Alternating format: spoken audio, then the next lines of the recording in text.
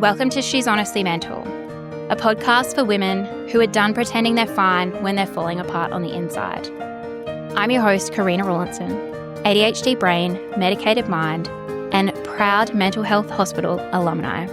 Still here, still showing up, somehow. This is the space for the feelers, the fixers, and the ones who carry it all and still wonder if it's enough. We talk about the chaos, the connection, and everything in between because silence nearly killed me, and these conversations save lives. All right, cacao in hand, headphones on, chaos semi-contained. Let's get honestly mental. Holy smokes, guys, I'm so excited. Episode 5 is here. Now, a few weeks ago, I was in Perth. Oh gosh, I've been going back and forth so much lately. My son's having some medical stuff at the moment and we're having to back and forth, see specialists, do different bits and pieces. And when you live 800 kilometers away from the city, you try to get up there and jam pack as much shit as you possibly can. Funny story is that I was going to take him to Archie Brothers, I think it is. And so he'd been begging me to go. I was tired. I was wrecked. Like we'd been up since 4 o'clock in the morning to drive to Perth. And we've got there and I just said to him, I was like, I can't do this, mate. Like I went to Costco and did all the shopping and it just was way too much for my head. And I thought, no, not doing it. And then at about 7:15 that night, I thought, bugger it. He's going to just lay here on his iPad. I'm probably going to scroll on TikTok. Let's jump in the car and let's go to Archie Brothers. So we scooch on up to Karrinyup and we get there at 10 to 8. And as we walk in, they're like, oh, guys, sorry. It's 18 plus after 8 o'clock. And I've just gone. I have literally driven 8 hours with a preteen all day and we've got 9 minutes. What the fuck? Anyway, so we went in there for the 9 minutes and whatever, and it was great. And then I did a bit of a Google and then I saw that Time Zone was still open. So we scooted on down to Time Zone and we had the best time. It was so good. It was so fun. Anyway, the next morning I got up and we had to be somewhere early-ish. I wanted to get to this really cool gluten-free bakery called Doe Street. Never been before, but we had to get to the bakery, which was like a 15-20 minute drive, and then back down to where the first appointment was. And that was at 9:30. And then I had 2 hours to spare before going to the next appointment. And I was like, okay, I can do this. This is fine. But little old me and my spirals went down a bit of a rabbit hole. I mean, for those that know, you know, right? I love me some AI and I love playing with ChatGPT, which is amazing, but I love coming across different AI tools that are really good at different bits of things. So I come across this program called Perplexity, and it's really good for doing deep research around different projects.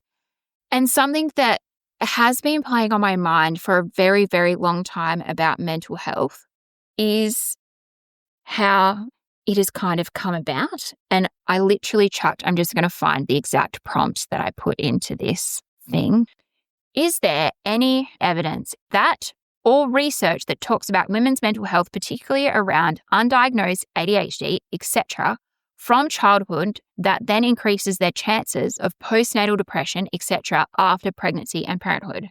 I have a theory that because of the change in the women becoming working, having a life compared to years ago when men did it all, that has ended up causing this kind of generational normality that because women chose to work and not just stay home in the kitchen, that if they were mentally struggling, that it's their own fault. Like they're not supposed to struggle, and if they do, too bad. Legit, that's what I put into this thing. It smashes out this. And I love this because this reference and cites exactly where it's pulled this information from. Women's mental health, the link between undiagnosed ADHD and postpartum depression. There is compelling research evidence support that the connection between undiagnosed ADHD in women and the increased risk of developing postpartum depression and mental health challenges following pregnancy and parenthood. This connection reveals a complex interplay between neurological differences, societal expectations, and structural inequalities that disproportionately affect women's mental health. Okay, a comprehensive Swedish study examining over 773,000 births found that women with an ADHD diagnosis had a 5-fold higher risk of developing both postpartum depression, so 16.8% versus 3.29%, and anxiety disorders, 24.9% versus 5%, compared to women without ADHD. This increased risk persisted even after controlling for all other known risk factors, establishing ADHD as an independent predictor of postpartum mental health difficulties. Holy smokes. This shows that women with ADHD were 1.14 times more likely to be diagnosed with mood disorders at 6 weeks postpartum and around 1.2 times more likely to develop mood, anxiety, and stress-related disorders at 12 months postpartum. It goes on to talk about the devastating impact on undiagnosed ADHD in women. Severe low self-esteem, negative self-image, where women reporting feeling like a bad person or not an adequate enough human being. Chronic patterns of self-blame, attributing their difficulties to personal character flaws rather than neurological differences. And I think if you go back to episode 1 where I read out my letter, this is exactly the stuff that I was telling myself. And then there's this other stuff that they talk about around like maladaptive coping strategies, including substance use, risky sexual behavior, and emotional dysregulation.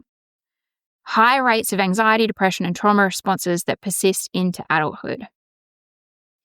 And so it just goes on, and it then starts talking about this thing called the perfect mother myth has become a pervasive cultural force that expects women to excel in their careers while also being the primary caregivers, manage all household and emotional labor seamlessly, and take personal responsibility for any failures in these areas.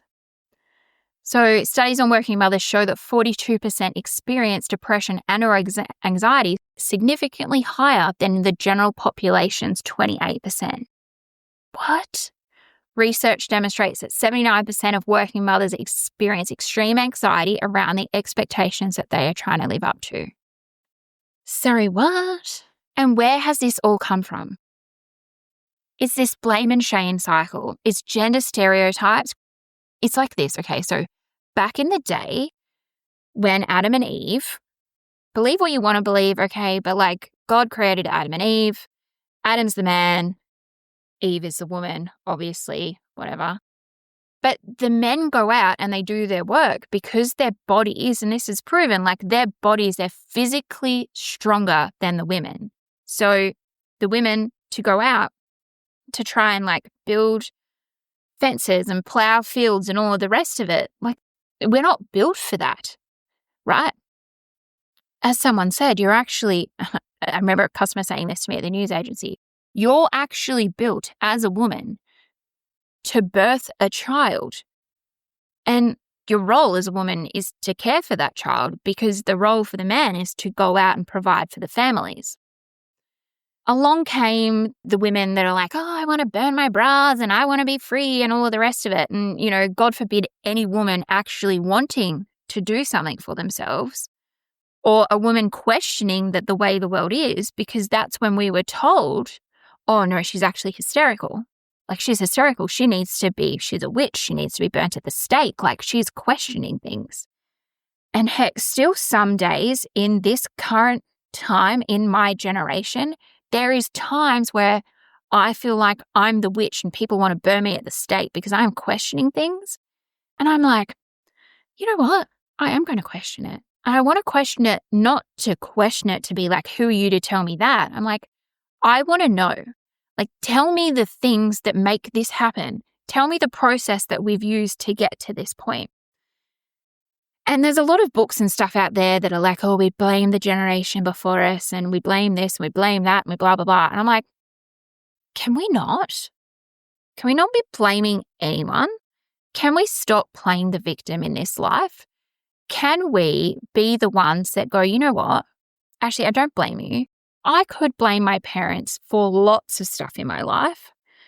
But then I stop and I think about their childhoods and then their parents' childhoods and then what they chose. You know, my mum and dad have 5 kids in 5 years. Like, heck, man, we had a really good childhood. We also had a really rough childhood for certain different things that happened as we were growing up. I mean, who doesn't? But I don't blame my parents for any of it. Mostly for a couple of reasons. And this is what I think is really important as a human being, right? Is say you've fucked up and you've done the wrong thing and you've said something, and I talk about this in the last episode, like you've said something and it's come across really wrong and it's upset someone. And someone actually says to you, hey, Karina, that actually really did come across really rude.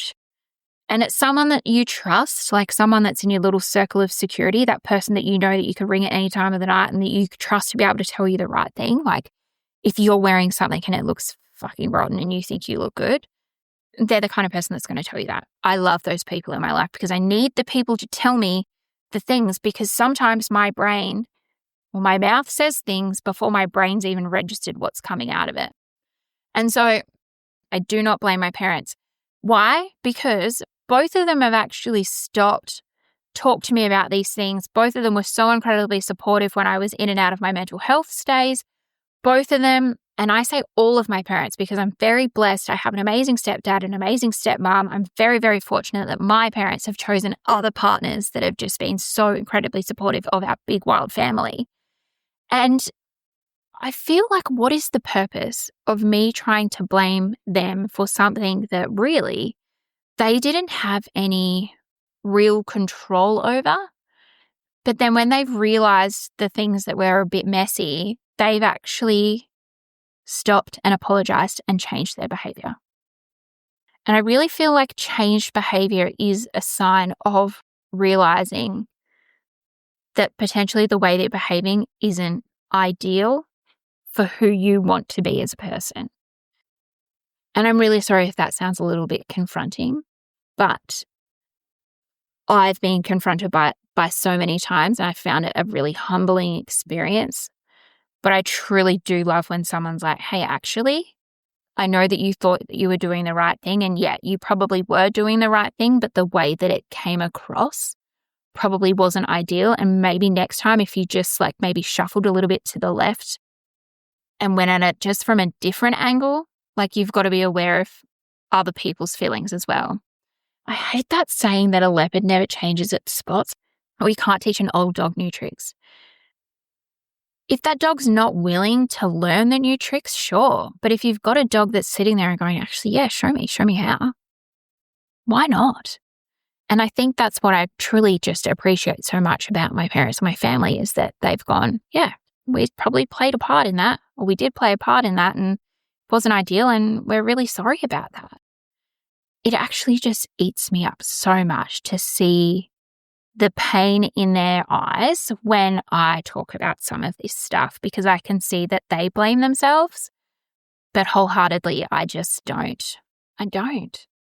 Whereas if you're someone that's constantly doing the wrong thing and really just being an idiot, mate, you lay to your bed, you lay in it.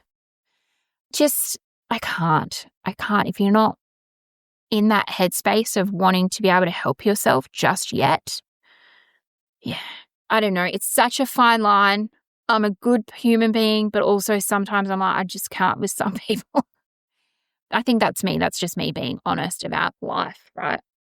So I've been down that little spiral around the blame and all of the rest of it, but it's this real intergenerational transmission of trauma. Now, I didn't come up that by myself. That was a little bit of AI. But there's research that reveals really big patterns around intergenerational transmission. And it's like us now, this generation, I really see us being these change makers, these ones that go, we're not doing this anymore. We're not continuing this cycle. And I think for me with my kids, the thing that pushed me to really get the help was because that I could see that they were struggling. And I didn't want to be that kind of mom that was selfish and didn't give a shit about my kids. And see, this is me like being like, oh my gosh, I'm saying these things and I don't know if I'm saying the right thing, and I'm questioning myself, and I'm like, no, I believe this. I truly didn't want my kids to have a mum who didn't believe in herself, or had a mum that screamed at them and yelled at them. And I mean, I still do, but I wanted to be my best version possible. And so I've made it my priority to have me as my number one. And it can be so freaking hard depending on the context and the situation and the life that you have. But it's like, I feel like if you can notice that you're like, oh, I see this one thing, how can I do it a little bit better? And you just make those tiny little changes. I feel like I'm living, breathing evidence of it. It's like, here I am 6 years on from my first mental health admission, and I'm sitting here talking to people about mental health. Gosh, what makes me an expert? Nothing makes me an expert about it. It's literally just I'm talking about my lived experiences, and some fancy AI stuff has definitely helped me find the evidence around this stuff. And when I was reading it, it just made me go, holy smokes, it's not actually me. Like, it's not just me. And the belief that I have around this is actually true. So I said to this AI, I was like, okay, so provide me the evidence that this is what is causing issues in society with mental health in general due to these mums over the generations not having the mental support, foundations, etc., that then passed on to their children. Is this whole thing from the way that is almost someone back when decided men were superior? What? I'm literally like, who decided that men were the ultimate? But I suppose, like, you stop and you look about it, it's literally men were made to be the stronger, more physical person. It's like traditional plough agriculture, which required upper body strength, was incompatible with childcare, which led to the early task segregation by gender that became culturally embedded and transmitted across generation. Then you talk about, and this is something that I really love, so I don't know if I've shared before, but like in a past life, when I was having my older boys, I actually trained to be a hypnobirthing practitioner. And so with that, we talk a lot about the language that's used and the stories that have been told around birth and motherhood. And some king somewhere decided that he wanted to watch his wife birth. So he created this chair behind a curtain, and the lady laid there and birthed the child on the chair so that he could see. Hence where it then became women birthed on beds to have a baby, which is the most unnatural position for a woman to have a baby. If there's one conversation that I can talk about more than mental health, it is childbirth. But it just grinds my gears. And then you look at the stories of birth being a traumatic event, and it's because, well, you watch women birthing on these chairs in the most unnatural position possible, so it's going to be more painful. But then what creates really good views and all of that kind of stuff on TV and movie shows is drama. And so, of course, when the producers are wanting to have a birth scene, they're going to make it really dramatic. And that's not actually what birth is about. There's just so much around these stories that we've been told as we've been growing up, around evidence that's been put in front of us. And it's like, well, no, it's all actually stemmed from history, from things that have happened in the past. And unfortunately, sometimes it's actually a lot to do with what the men decided. I don't know. That's just my opinion. I love the men in my life, but sometimes. So women would be institutionalized, literally, for holding different religious beliefs or failing to conform to gender expectations. You think of the Disney princess Mulan. She wanted to go out and be in the army. She had to dress up like a man. Like, who decided that?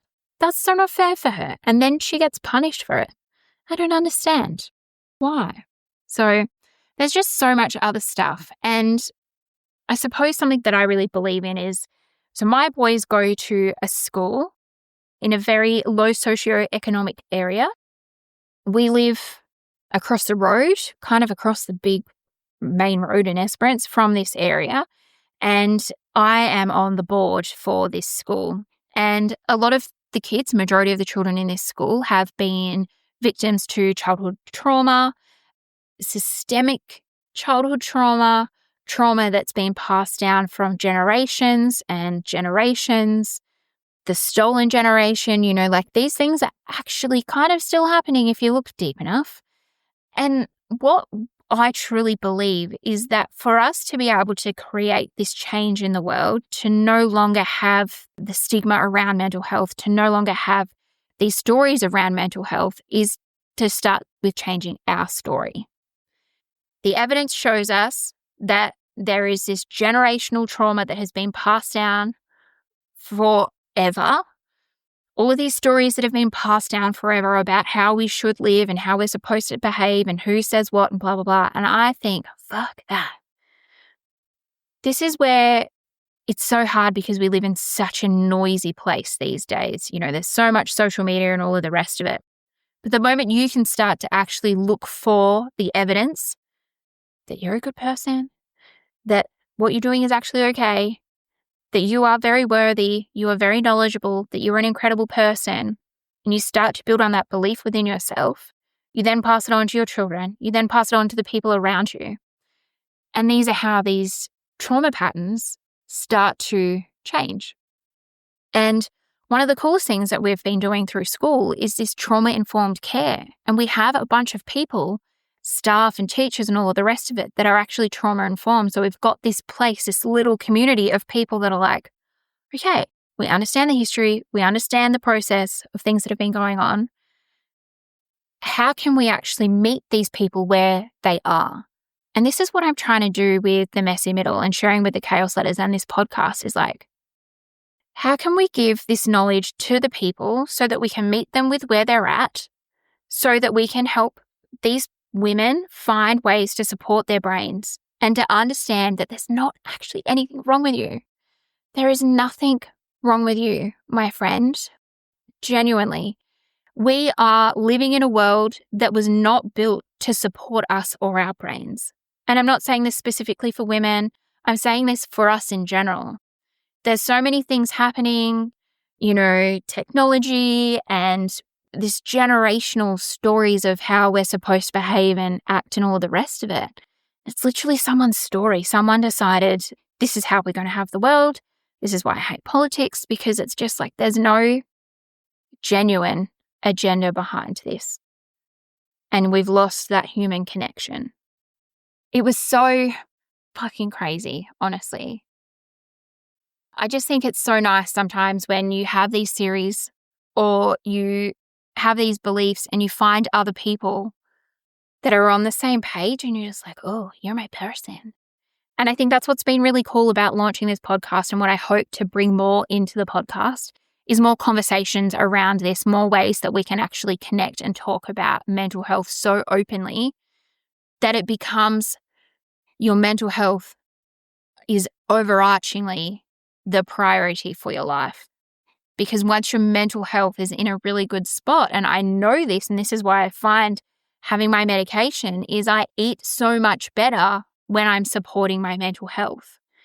I exercise so much better when my mental health is in a really good spot. And so it's just those little things, when you find people that think the same as you, when you find people that have the same interests as you, it's just that. It's finding that community and those people, and it's all about building better support for you, who you are exactly as you are. Thanks for tuning in to episode 5. Make sure if you listen, leave a review. Please contact me, reach out. I would love to chat to you. And I'm really excited because I think we've got another 1 or 2 solo episodes, and then we're going to have some guests. So yes, please. Anyway, thanks, Queens. Thanks for joining. We will chat soon. Bye. Thanks for hanging out with me on She's Honestly Mental. If today's episode cracked open something inside of you or gave you space to exhale, come say hi over at Instagram at She's Honestly Mental, or send this to someone who needs to hear that they're not alone. And if you haven't yet, hit that follow button so the next episode lands in your messy feed right where it belongs. Until next time, take care of your brain. You're not broken. You're just honestly mental. And all the best people are.